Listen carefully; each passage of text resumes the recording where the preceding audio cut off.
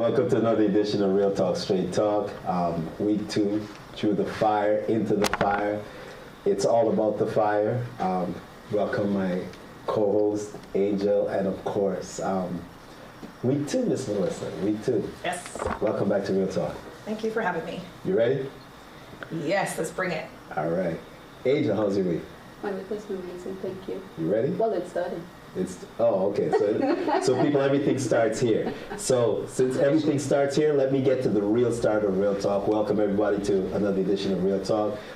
Big shouts to all our sponsors, the Reed Community Center, Up Like 7 Barbershop. Big shouts to put in the crew, Paradise Bar and Grill, Jiggy and the crew over there. Of course, my co-host Angel and the Fix Hair Salon. Can't say much love. Brand new sponsor this week, and she's sitting on the right, and we're going to talk about her business, Black Lotus. So welcome to the team, Black Lotus. Going to go out of town, talk about Rhythm Movements Community Association in Ottawa, and they have the Flow Seniors Network. They're also doing their Flow Fest, August 6th, I believe, Flow Fest, on August 5th and 6th, Flow Fest in Ottawa. So people, if you're looking for something to do and you want to go out of town, Ottawa is the place with Flow Fest. A lot of great acts. It's reggae and dancehall. So, and I believe a little bit of calypso as well, or soca, I should say. Where am I going old school with this calypso? Yeah. Do people listen to calypso anymore? No. Yeah, So old school calypso. I still listen to old school. Yeah. So Flow Fest, August 6th, August 5th and 6th in Ottawa, and then of course I'm going to talk about Soul Kitchen Radio in Hamilton. Big shouts to Big John, and I say it every week, and I'll continue saying it. Canada's #1 reggae music. Internet radio. You know what? Forget the internet radio. Just Canada's #1 reggae music station, period. Right? Once again, welcome back to another edition of Real Talk. For those of you that were here last week, and if you're just tuning in, Through the Fire is a series, and the Through the Fire series was actually for Miss Melissa Allder over here, and she is and I'm trying to get this in order, mom. Yes. Educator. Yes. Cancer survivor. Yes. Entrepreneur. Yes. Community activist. Yes. Community advocate or community? I don't know. I think I advocate for all elements of the community. Like, it's just, I don't advocate just for the Black community. I advocate for students or something with equity, and then so other elements in the health sector. So yeah. Okay. And we're going to get into all that from the student. We're going to touch on the students through to your educational background, and then we're going to come to other things. Just a brief recap of last week. And people, if you need to see last week, and you do need to see last week to get the importance of this week, it's on Evo TV. So you can go to Evo TV /podcast, and there's about 5 or 6 of our podcasts that's on there. And of course, like I said, last week's podcast is on there as well. Now, we started with Angel last week, and I'm going to continue the trend in asking you, what would you like to ask Melissa? Wow. Thank you, Colin. So, Melissa, as we recall last week, we kind of touched on your journey on the discovery, the treatment, just going through it.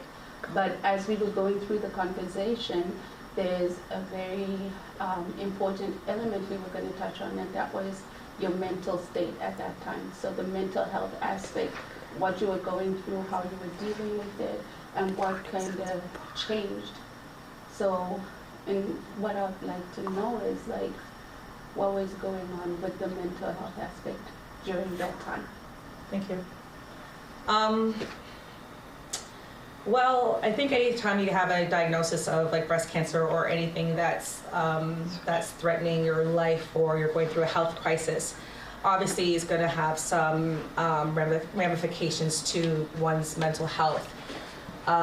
Because it's like the idea of, when your life is being questioned, then it makes you ask a lot of questions. It makes you question your faith, your religion. It makes you question about like your plans in life and who you are and what you want to do in your life, and did you live a good life, and how did you impact others, right? And did you fulfill your dreams or goals that you had in place? And sometimes you always take for granted about the time we're going to have, and obviously time is not promised. And I think us as human beings, we do take time for granted, right? I think we just assume that we're always going to have it.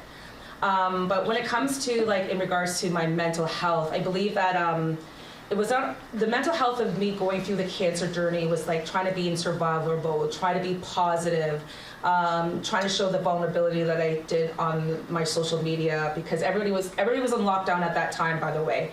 So everybody was also dealing with their own mental health when it was going through COVID. That whole idea of isolation, the idea of people, their businesses being closed, or people losing their jobs, or also family members losing their lives to COVID. So I think that's one element. So I think that's where social media, where a lot of people were connecting, because that's the only way we were able to connect.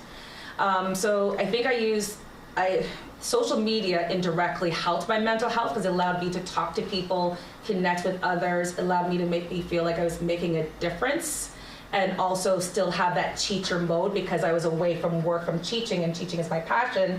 So I used my experience to educate others, or also myself to educate from what other people are saying in the community, or all across from different cities and countries and continents. So that element. But I think what the pinnacle part of where my depression really took place is that, I'm gonna be transparent, because I think a lot of people of color, Black women or Black men, we don't really talk about depression, and I don't think I really talk about it even with my family. I think my sisters know, and my daughter knows, but I don't think I really talk about it with my parents or what have you, because there is a stigma when it comes to depression, and people people have a stereotype of what depression actually looks like. And there's a lot of statistics about what it looks like. So I think with depression, for me, it was, I'm a go-getter. So I was able to mask me being depressed with my bubbly personality, or my strong personality, or also being ambitious. So there was ways what I was doing was able to mask my depression, okay? But also too, to be honest, I've been taking an antidepressant for the last 10 years, and it has been working for me, because I do have a mood disorder, what have you. I talked to my doctor, I have like a major depression disorder. I do have that. And so I've been on I'm not going to list them, but I'm on an antidepressant for the last 10 years, and that was helpful, because I was sometimes, before that, I was erratic, I was angry, I was up and down, but also too, sometimes I just assume with society. Sometimes it's just like dealing with micro or macro aggressions, dealing with just being a woman. But then afterwards, it's just some things just felt off, right? Mm-hmm. I was just always like this pent up anger that I had. And I just didn't understand it. And then if we can even look back when I was younger, I was an angry child, I think, but I look back, and I was also an angry teenager. But again, also that time, I was a only Black girl in high school, and so I think there were some societal environment issues, but I also feel like there were some biological issues that I had, a combination of both, right? Thank you. And then, hold on I want to just interrupt you for a minute. Yes, go ahead. One of the questions that I wanted to ask, and you started to answer, was the before the cancer diagnosis. Mm-hmm. What was your depression state like before? Oh. What was your depression state like? Okay. Obviously after, and then obviously we have to throw in the COVID stuff in there. Yes. COVID stuff in there as well, that's right? Good. Yeah. But you went in and said that you've been on this for 10 years. Yeah, for 10 right? years, for 10 years. It took a while to figure out the right meds, and I'm not going to say whatever, because I don't want to promote meds and people like whatever, and some meds work for other people, and it did take me a couple of years to find the right one. So there were some highs and lows and what have you, but I found the right one. I'm not going to say which one I'm on, I found the right one. But since I was on it for the last 6 to 10 years, I was fine. Like, I feel like, I'm not trying to say things were easy, it was just like things were manageable. Like, I wasn't reacting to things so quickly. I wasn't like retreating from the world, because there was a lot of times I would just retreat, or I would burn out and then not do anything for the weekend. So there's different ways, and I think I put it on my social media about different elements of how depression looks like with different people. Because a lot of times I do research for depression, and a lot of it is, again, is usually the research is based on white people, and and their challenges in their world, right? But then there's different challenges for people of color that we have that we don't really address, right? So, so I think I was fine before the diagnosis because I was on an antidepressant, okay? But then things took a turn because I had to go off the antidepressant because I was going through chemo and then radiation. And so I was fine, to be honest. Like after I was fine going through chemo, like mental wise, because I was too busy focusing on chemo and radiation, and chemo would make you tired, so I couldn't really be angry or anything. So I was just more in survival mode, and there was all the meds in my system that I didn't really realize anything with mental health because I was just in survival mode going through the process. But it was after the treatment.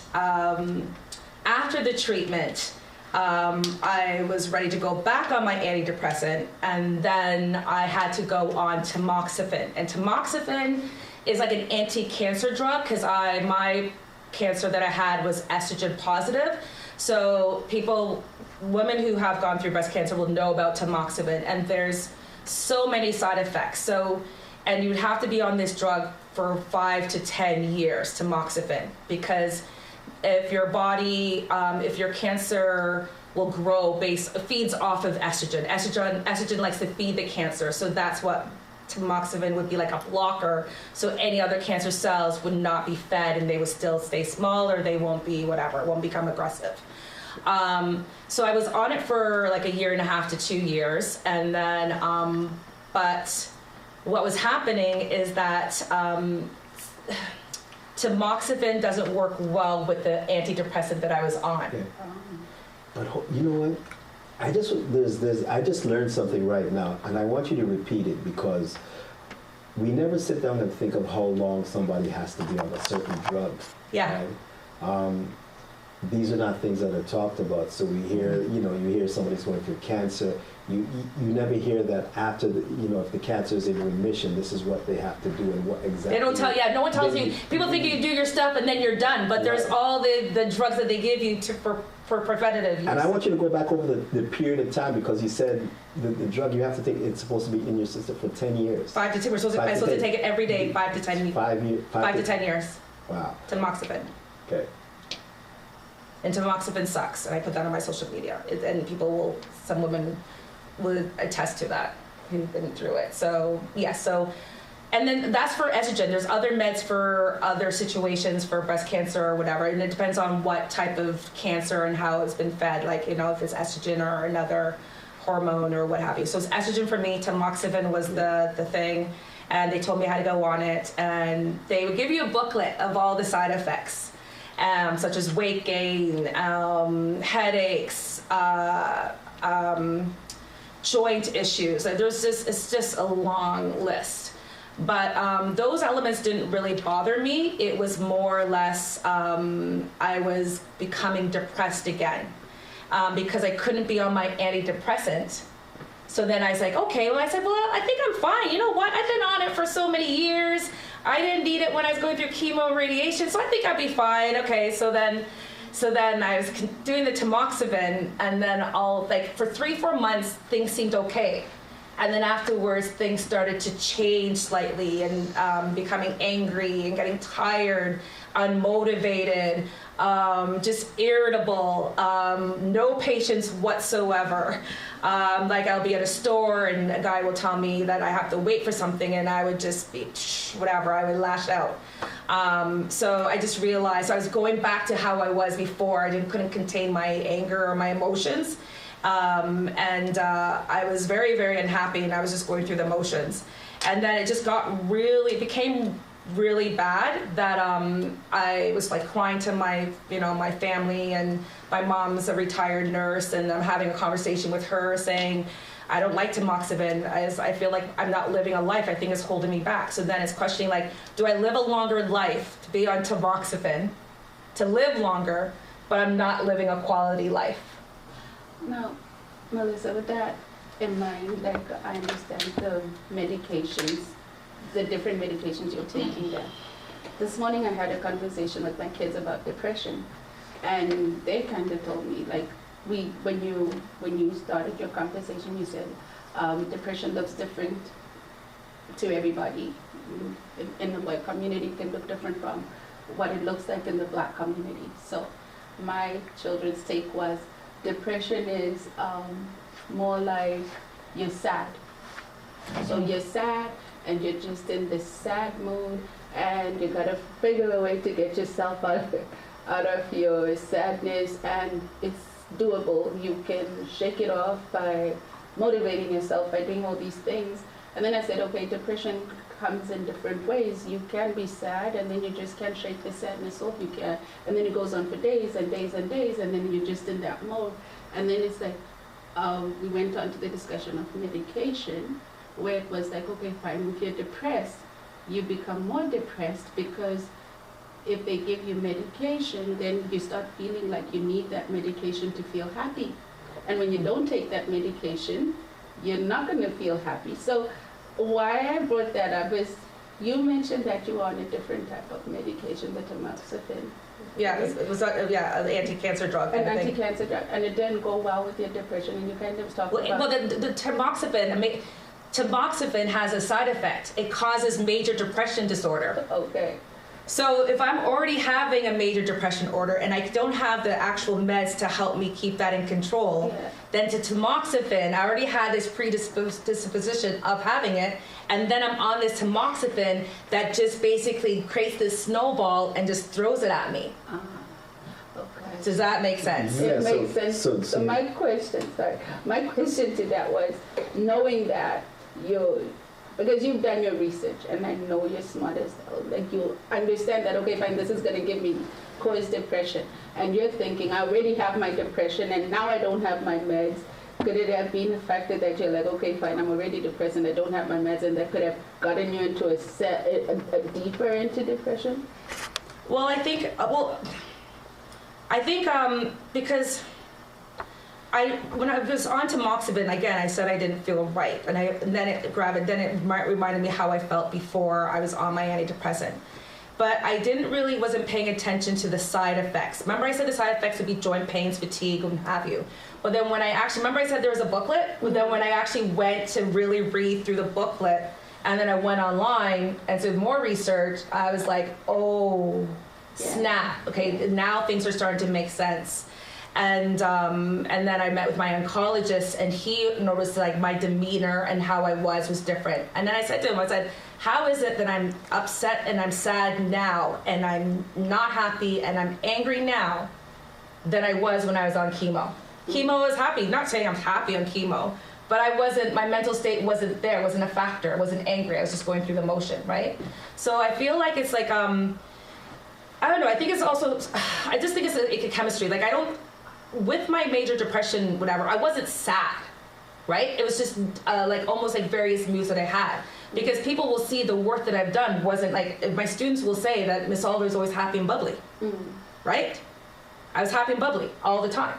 I was doing like making people laugh. I'm very, you know what I mean? All these things. So I feel like it's like, I was still happy and making other people happy, but I just felt like something was off internally, that I wasn't really happy, if that makes sense. Okay. So I think it was just that element of that fine line of like this idea of performance that I was probably doing that was ingrained. And I think it's just ingrained that we have to fake it till we make it. Be a strong woman, be a strong black man, or what have you. So I think those elements of what societal pressures put on you, but I feel like there's another element that I was in tune with my body, and I was able to analyze and reflect what was working, what wasn't working. So it wasn't like the drug I'm on is like on a happy pill, right? Like I'm on it right now. And it's not like I'm still gonna have like a little bit whatever, right? But I feel like it just feels like now I'm balancing off in a sense, right? Like if I know I'm irritable, I walk away. Or I know, like, even to my daughter called me today and I was slightly irritable because I took my meds a little bit late. I was slightly irritable because I was working on other things. I was tired. And then she was asking me these questions. I was like, yep. I said, I'm just irritable today. Call me later. Love you. Let me know if you need anything, right? Where before, maybe I would have lashed out, like, why are you calling me this? Or be snapping or not paying attention. And I think sometimes we think about it, like, I think sometimes those are the ways of depression. Again, it looks differently. And you go on my social media pages, I did some research. It shows how it's shown in sometimes in women of color. And I was like, that's kind of like a lot of black women, like the aunties that I know, kind of, I'm just saying, I was like, oh, that, you know what I mean? So it just kind of allows you to think about that element. So for me, it's not a happy pill, because I'm not happy all the time. People will know that, right? But I feel like it's just something where I just feel like not calm, I'm not catonic, like I'm like a zombie, but it's just helped with the balance of just the chemicals that I feel that works for me. Okay. That's what I'm saying, right? Yeah. And you mentioned a very important point too, considering the work that you do as a teacher. You always have to have a certain persona, and you have to present yourself. Even if you're having a bad day, you have to present yourself as everything's. And I find that in celebrities too. A lot of celebrities have to just always show up and put on. So did you feel like you needed to put on the show, like you say, like you had to perform, but deep down inside you were going through stuff? Yes. But I made it look good.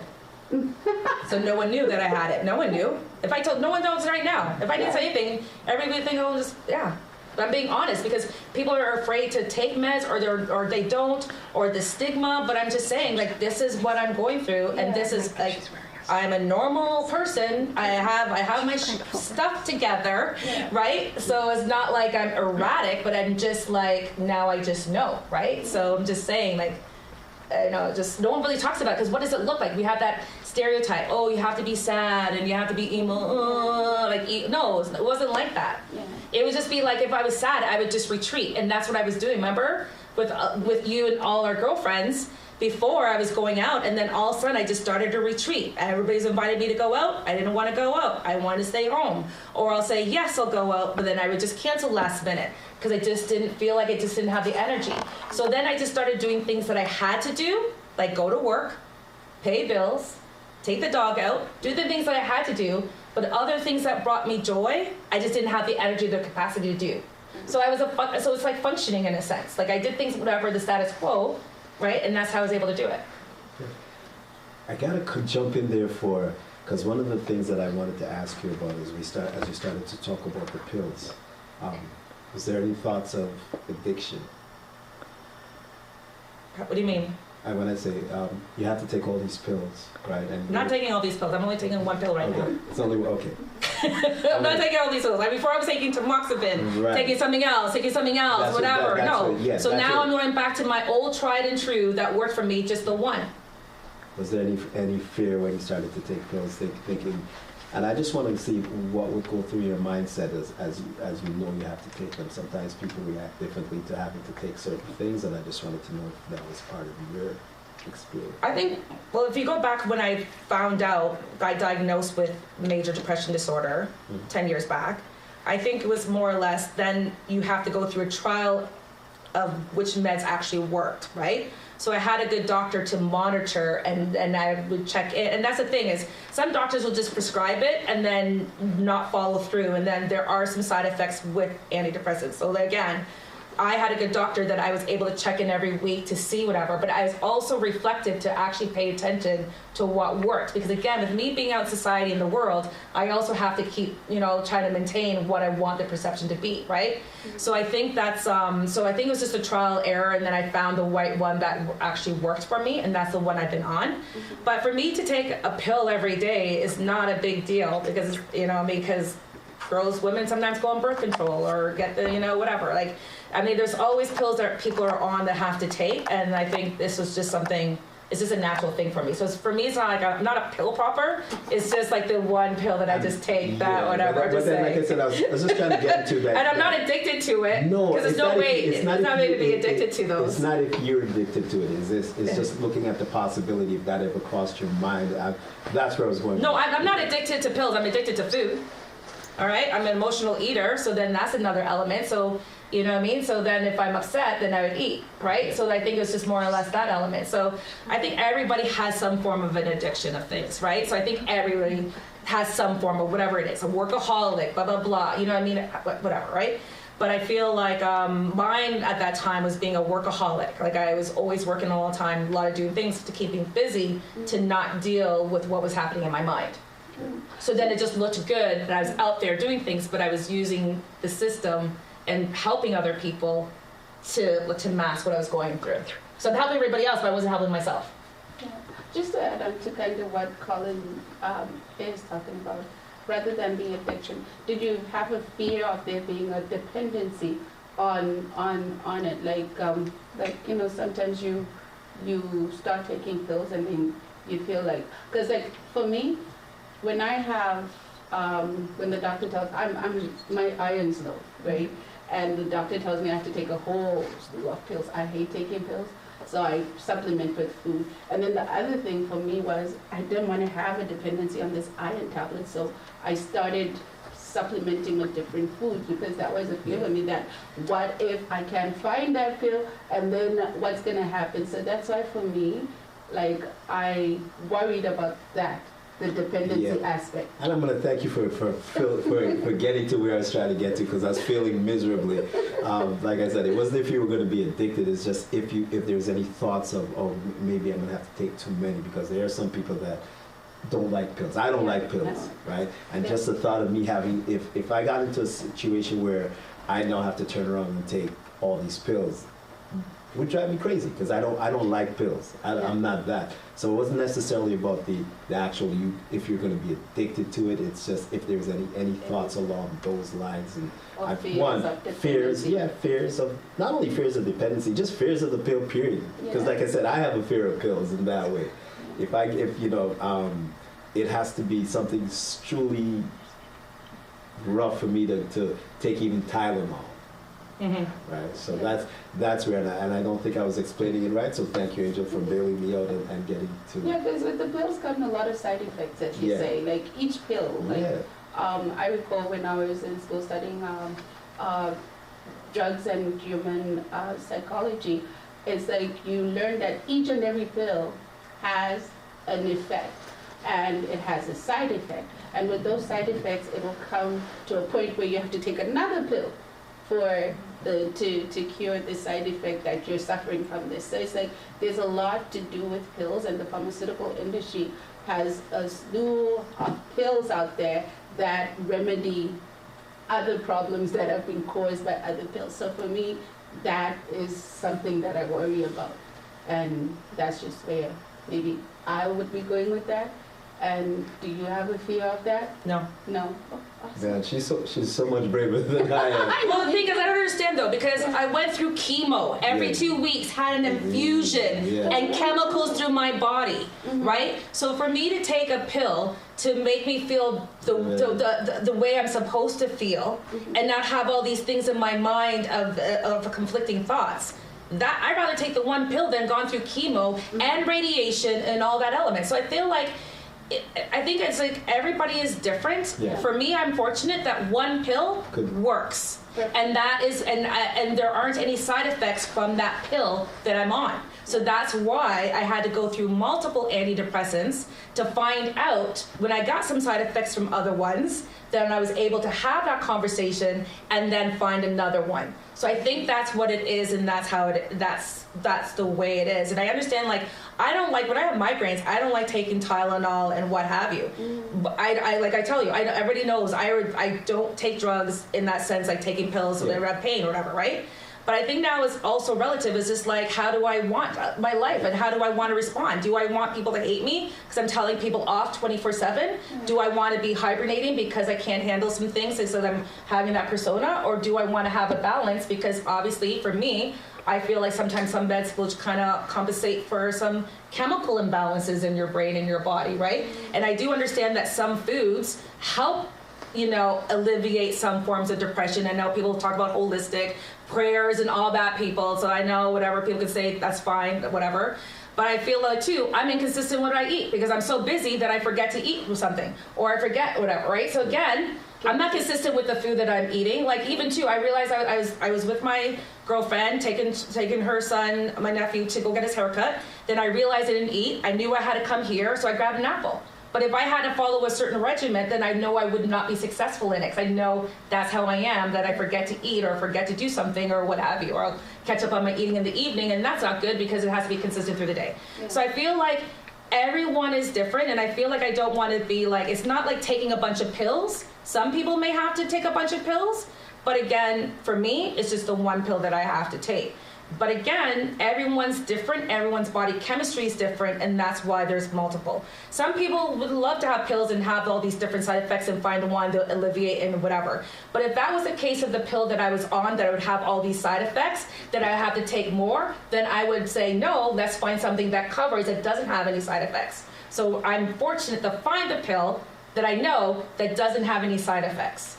And I don't have to take other things to go over it, right? I'm like, what's your inbox? Everyone is going to want. I know, everyone's going to be like, I know. But I mean, like, other people can talk about, other people may have to take one or two to compensate. Like, I understand that. But it's also trial and error, and everyone's different. And I think it's like everybody has to be in tune with their body and what they think and how it works. And I think for me, I was just fortunate to have a doctor that actually listened, and then we went through the process that I can find it. Because it was just showed when I was on tamoxifen, it threw me out, and people were able to see it. And then I was even online saying, guys, I'm feeling off. I was even saying that I'm depressed. You even saw how happy I was, and then you could see on my social media I got quiet. Then things happened, and then, you know what I mean? Like, it started to, like, I started to retreat. Like, everybody, and everyone was like, how bad is it that people on social media knew I was retreating, knew that something was off, because my demeanor changed through social media? Come on now. And that, and, you know, people don't even see me that much. And then with me now getting back, now you can see that's coming back, that the consistency and what have you, but still having, you know, so I think it's just having these conversations with your doctor that you trust, a doctor that will listen to you, because we also know that some people do not have the privilege of having a doctor that listens, that actively listens, or doesn't make assumptions. So I'm fortunate to have a doctor that even we talk about, like, he understands, like, every time I use CCM, we'll talk about, like, how meds affect people of color differently, how, you know, ADHD affects differently with people. So we'll talk about different things as he will do the research about how the impact of case studies for people of color. So then, you know, so he'll pay attention. So hence, when he found out I had breast cancer, you know, the statistics of Black women having aggressive whatever, which I ended up doing, he was right on it and, you know, just wasn't laid back with it. So I think sometimes you have to have a doctor who's conscientious to actually look at, not through the textbooks or research that basically focuses on one demographic. You have to have a doctor who's open to still continue learning and reading to understand the whole demographics of how the system works and how the body works and how the society works. Okay. Well, just on that topic, so on the mental health aspect, I wanted to touch a little bit on mindset when you're going through stuff. What would you say about how your mindset, be it positive or negative, or just Black, affected how you went through your journey? I have a positive mindset. Everyone will know I have a positive mindset. So I never look at the glass, everybody will know I never look at the glass half empty. I'm always like having I always have other plans, part A, part B, part C. So I always have a positive mindset. I'm always finding ways of trying to solve or resolve something. So that's how I look at things. So I think so I never have a negative mindset in a sense like, oh, this is not gonna happen. I was like, okay, if this happens, okay, what's gonna happen? If this happens, what else can I react to, right? So yes, I clinically have major depression disorder, but I have a positive mindset. Like, I think that's, again, we're reinforcing some stereotypes of what depression looks like. People even too, I bet right now students were like, snap.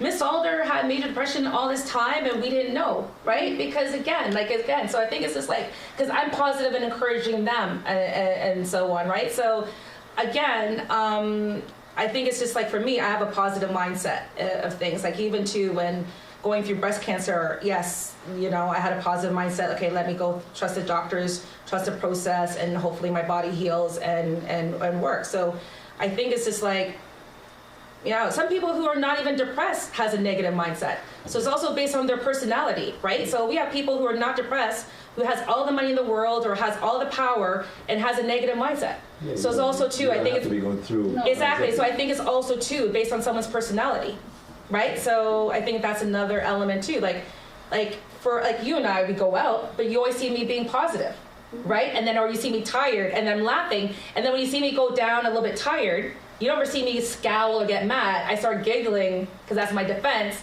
and then I start laughing and whatever. But it's still positive, but I'm not angry. Like, I'm tired, I need to go, whatever. It's like, oh my God, I'm tired. What's going on? Like, you know what I mean? Like, that's, I have it like a positive entity in a way that how I process it. But that's my personality. Yeah. But other people's personalities may not be like that. They'll be vexed and scowl and stuff their teeth and whatever. But that's another mindset. Yeah. So I think it's also your personality and who you are. I think it's also a factor. So I think it's a combination of all the intersectionality. So I think for me it's always having a positive mindset. I'm a go-getter, and I think that's what people always know me as. And that's the thing about go-getters. They, even through their depression, they're going through. Exactly. There's a positivity that gets them going through. Like I know Colin, in a few episodes that we spoke about, I have spoken about my own depression and how I kind of worked through it. Is I actually was diagnosed that I was clinically depressed when I was young. Went through the same stages you went through, where I was moody. And I canceled on a lot of people. Like I would be excited to go to something, right? And then all of a sudden, last minute, done. It would just I'll just be dragged out. Like it just and like sometimes my depression showed up for me not wanting to get out of bed. Yes. And just like There's days I'd be in bed for like 3-4 days. yeah, there's sometimes that like for me now, I've learned that I have to actually keep my mindset positive. Because when I don't, it kind of seeps in, because I'm not on meds, right? But it kind of seeps into a point where I'm like, okay, I don't want to do this. And like some of my coworkers will actually tell you that there are times that I just don't, I'll come to work and I will just be slumped and I'll leave because I just don't want to be around people. Yes. And for me, it's like, sometimes I just don't want to be around people. So sometimes I hibernate to a point where it's like, okay. And then people may think that, oh, Angel is ignoring it. And sometimes I don't even want to pick up my phone, which is bad for my business. But at the end of the day, there's cycles that I go through. Yes. And I have to work on those. And even my kids know that. Like sometimes my kids will talk to me and I'm just looking at them like, and they know that, okay, mom's going through a phase. I can be in my room and just not talk to anybody. And then there's sometimes when I'm just like depressed and I'm just crying. You don't know why I'm crying. It's like I'm just crying for no apparent reason. But at the end of the day, what do I do, right? You'll find very much positive posts on Facebook. If you don't find something positive every day, be it on my story or on my feed, it's like, yeah. But people deal with depression in so many different ways. My way is like, okay, if I'm going through this, someone else out there might be going through this, and how am I going to make them feel better? You know, that's how I work through my depression. And then I have a lot of people who inbox me as well saying, oh, well, if it wasn't for what you said today, I wouldn't have done this, I wouldn't have done this. Or just posting that thing helped me. So like that helps me help myself.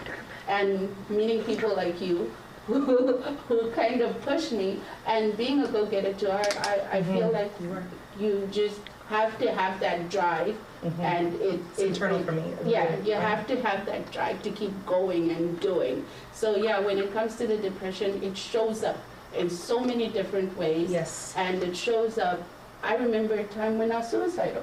And that's a very important topic that you talk about. Like when you're going through stuff, there's mental health aspects that you need to kind of think about. You think someone's okay, but you always need to check in on your friends and family, because there's times they go through stuff and sometimes they may go through thoughts that maybe a phone call could chase.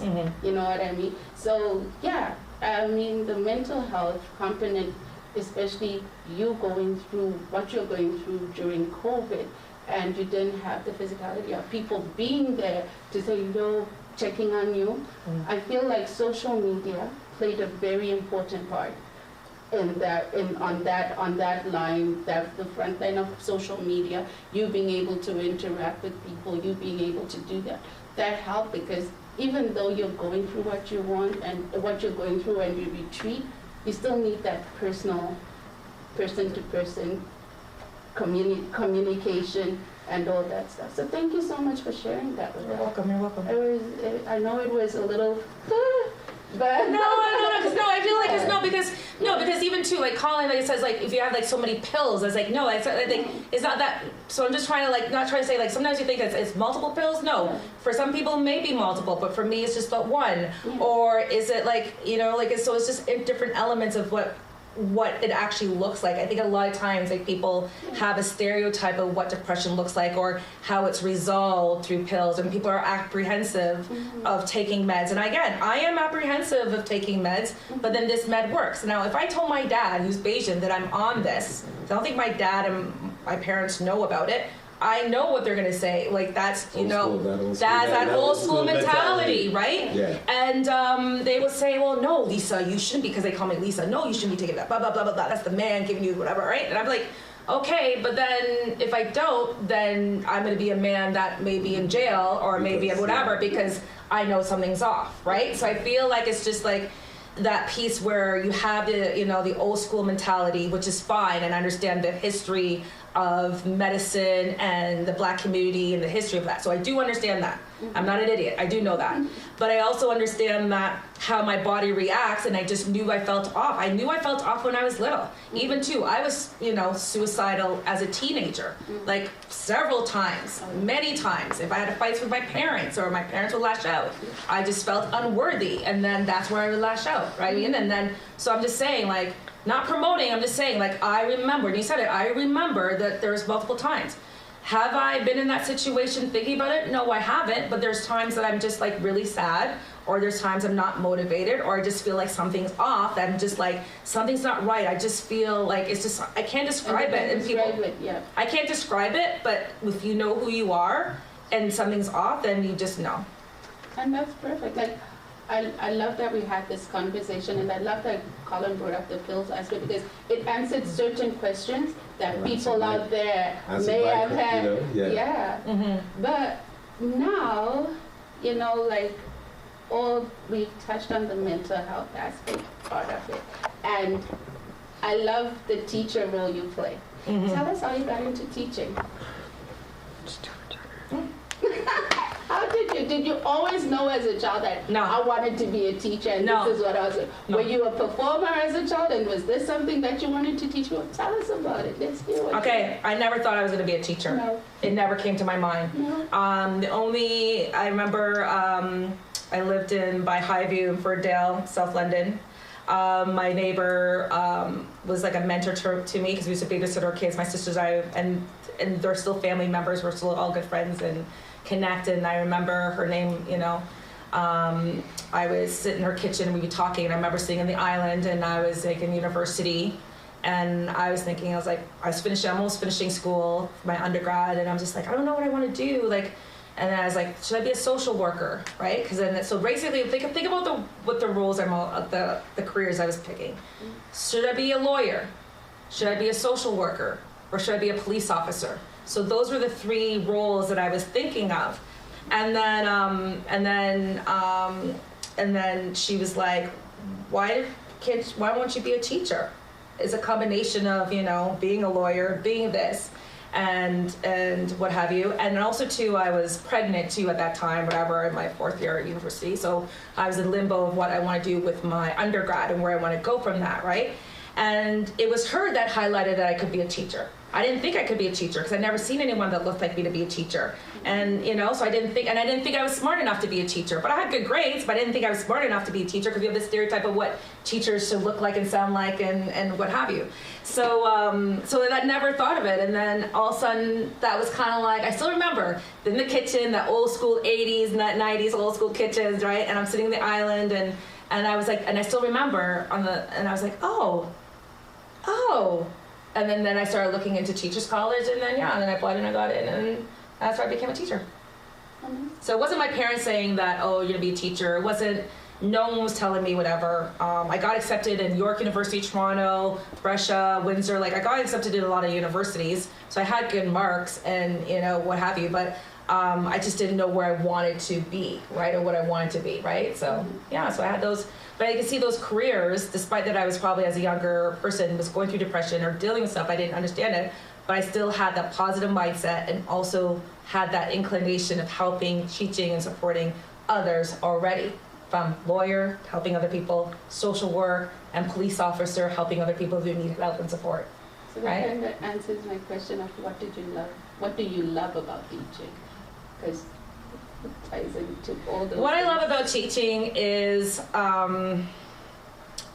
seeing students come into their own, and seeing students going through their own struggles. And a lot of the students, white, black, wherever they're from, each of one of them always reminded what I was going through. Either, there's times I was popular in high school. There's probably times that I felt like isolated and I didn't feel like I fit in. I just felt like my voice wasn't heard. So I think the best part of being an educator wasn't like coming up with the best lesson plans, and I'm an English teacher, an English department head per se, but it was more or less of just getting to know the students and teaching them about life through literature and hearing their stories. And it's so funny that in building good relationships with the students, because now to this day, like, a lot of the students are on my social media, and now they're in their 30s. Like, I just had one student, well, she's no longer a student, she's a mom of 2, right? And then, and she called me through Facebook Messenger because she wanted my advice about something, right? So it's just interesting that they knew that I'm still, despite I'm no longer their teacher for the last 10, 15, 20 years, because I have been an educator for 24, 25 years. So it's just really interesting that they still feel comfortable to still contact me if they need any support.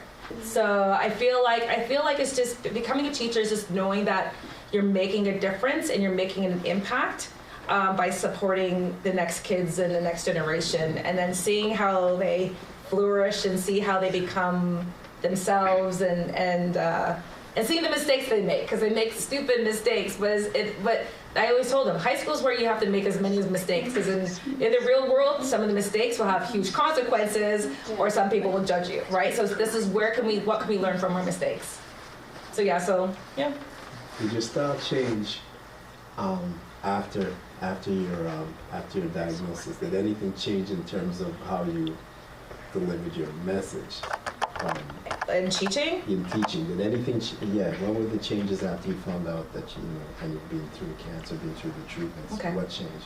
Okay, so I can see where you're coming from. So right now my role is I'm a learning coordinator, so I work at the board office. So I haven't had a classroom per se for the last 4 years. So I haven't been in a classroom having my own students and having that bond for the last 4 years, right? So the students who were all like connected with me when I was going through the process with breast cancer and whatever were students I taught years before, right? So from Goddard's where I taught, from whatever, right? So it was interesting from all the students who were finding me, they were the ones, whatever. So the last 4 years, I just worked at the board office and worked with colleagues. I didn't really work with students. That being said, like 11 years ago when my daughter's father, my partner, passed away from a motorcycle accident, right? And that was a tragic situation that happened to my daughter and my family. But also the students knew who I was and the family, because we all talked about stories, whatever. So when my students at that time found out that the father of my child passed away and Miss Allder had to be off work for a few weeks for a funeral, all that, the students were crying and they were all upset because they knew how we were all like a family and so on. So for me, after that hard situation coming back, the students were very supportive. Even my colleagues were supportive, but it was interesting that the students remember, and they were supportive at that time. So I'm tearing up for that because they had like these beautiful messages when I came back, and the supply teachers who were good friends to this day. Linda Irwin, I'll still remember her. She was making sure that my classroom was good and the kids were on their best behavior, knowing I was going through something traumatic. And then when I came back, they knew I was somber, but they knew that I was trying to be happy. Oh my God, I'm tearing up. So again, tearing up again, here we go. And they knew I was trying to be happy, but they knew they were part of the pinnacle milestone of seeing, what I was going through. Because also too, my daughter, I used to bring my daughter to the high school, or my niece would come, or doing like whatever. So back in the day, you were able to bring family members. Now there's all these rules, you can't bring whatever, but it was a little bit more open and more of a community. So there was like a movie night, then my daughter would come. If there's something, I brought my nephew. So everybody kind of knew everybody in that sense, and they knew my story and knew what I was going through, right? So I think that, because I was an open book in telling them what I was going through. So when they found out that Miss Allder would happen, they were all upset, and I think that's where it shows like how people still support your students, still support you when you're going through a trying time. Sorry, that was like, and my students, if they ever see this, a lot of them will actually remember. And they were in grade 9 and they were in grade, because I had that semester, I was like, they're all grade 9 and grade 10. You know what I mean? And then the ones who were grade 11, 12 that taught the year before, they were all like checking on me and what have you. But then that being said, I just went into my work to try to be a good teacher, positive mindset, and a go-getter, right? And applying to jobs and being promoted and having different roles. Again, that's where I use some of my, challenges, and I use it in a way to do better. I feel like she's a walking slogan. A go-getter. I know. That goes with it. Second time you made me cry. Second time. Yeah. You know what? That's why we call it Real Talk, Straight Talk. People, as we go through the Real Talk, Straight Talk journey, sometimes it's about the headlines. Sometimes it's about the controversial topics, and sometimes Real Talk is just about the people, about their experiences and their stories. So when we say we're doing Real Talk, it is Real Talk. Real talk. Not just real conversations. We get into, like I said, we get into people, we get into topics.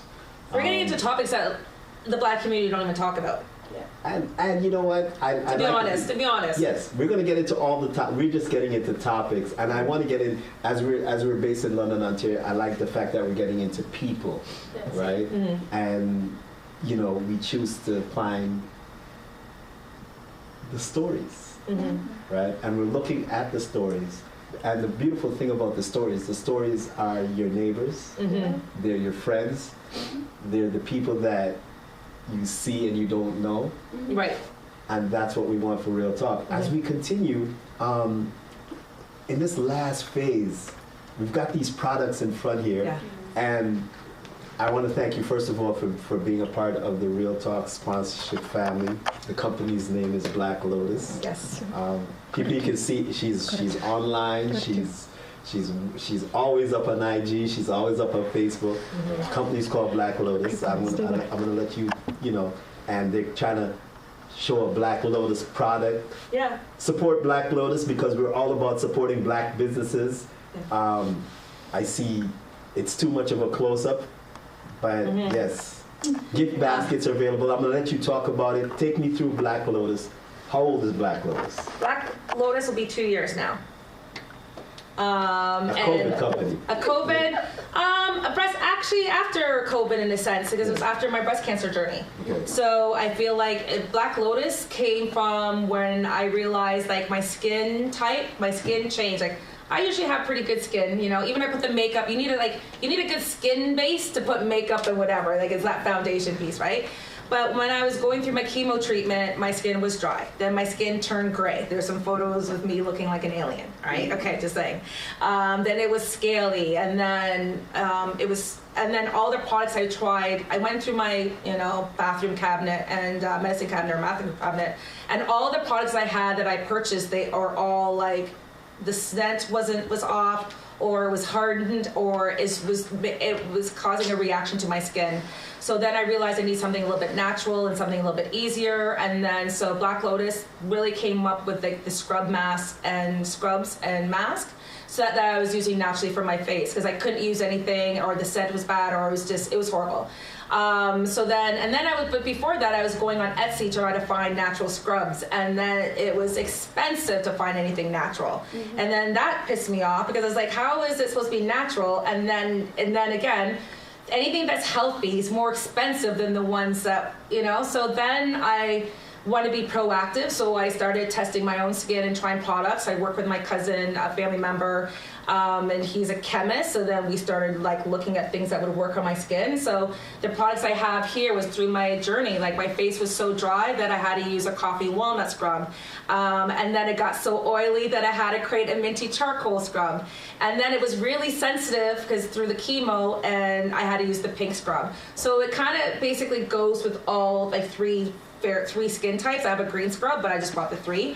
But I also wanted to make sure my products were financially accessible, because I want the younger generation to start taking care of the skin and not waste their money on products that don't work, or products that will spoil within 3 or 4 months. So a lot of people who had my scrubs, they're telling me that the scrubs are lasting them for now almost 2 years, because it's water free, and it has natural preservatives that allows it to last that long, right?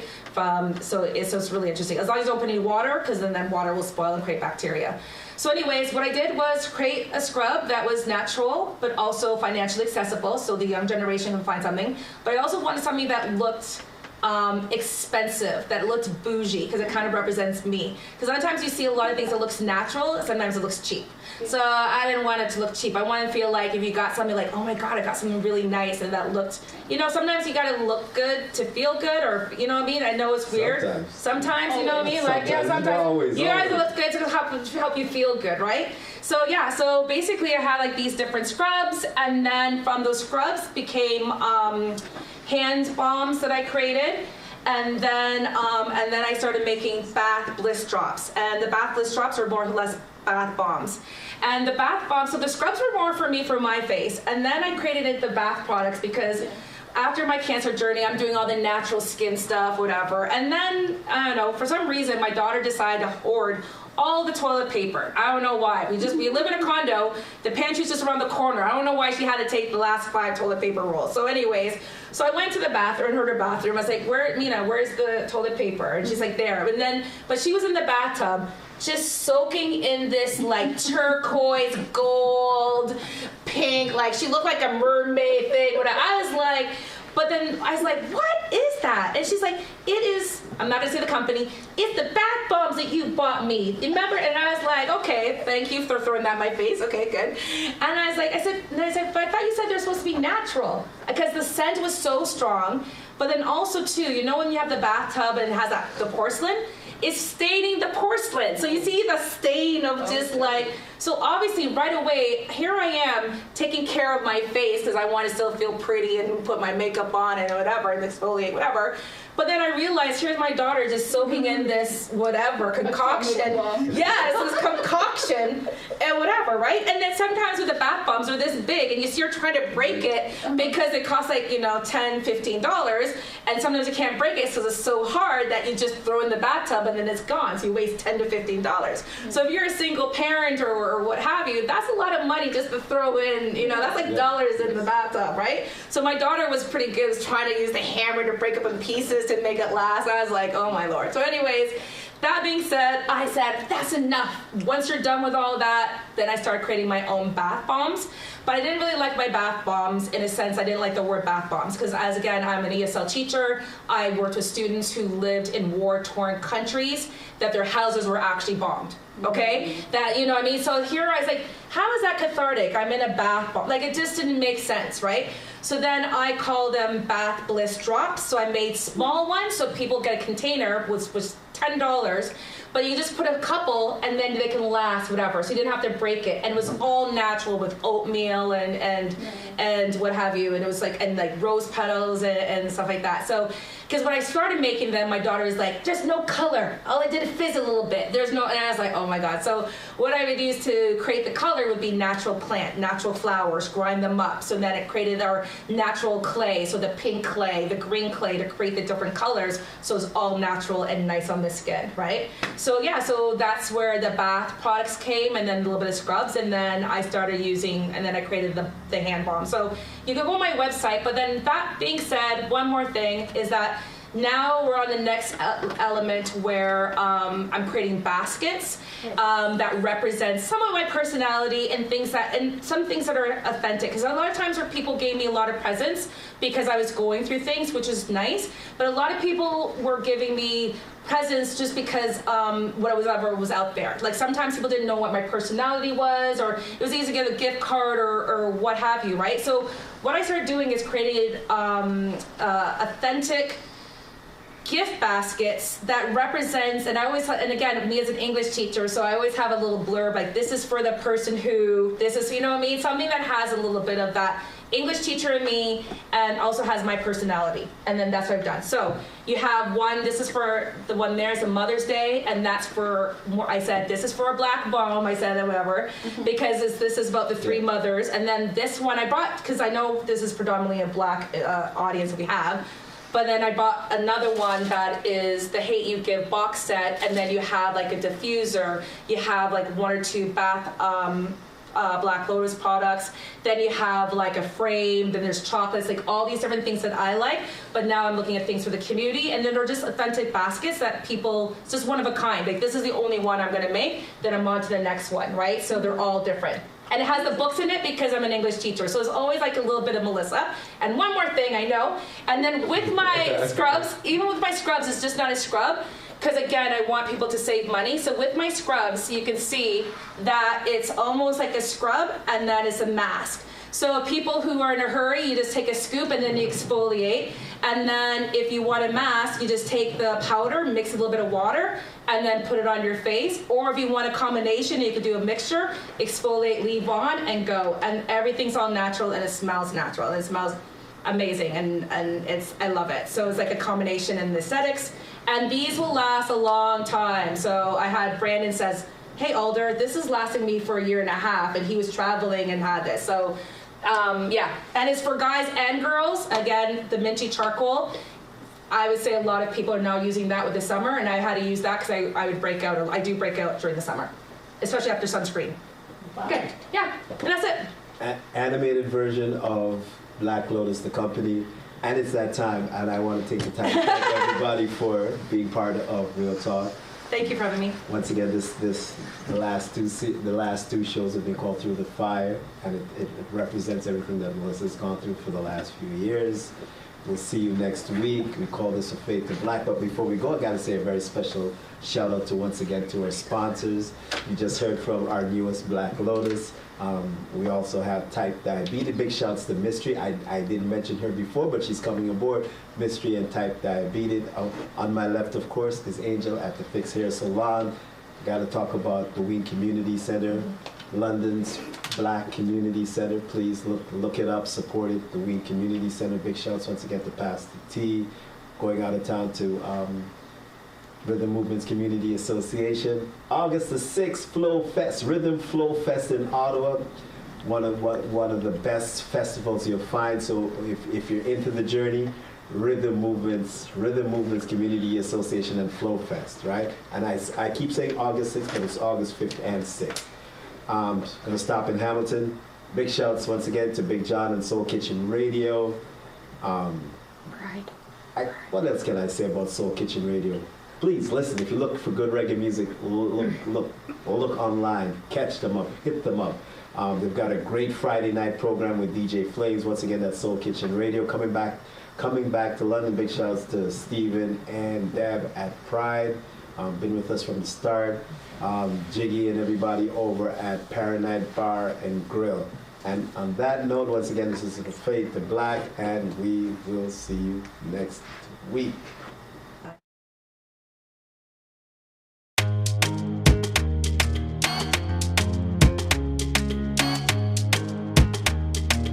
Louisa.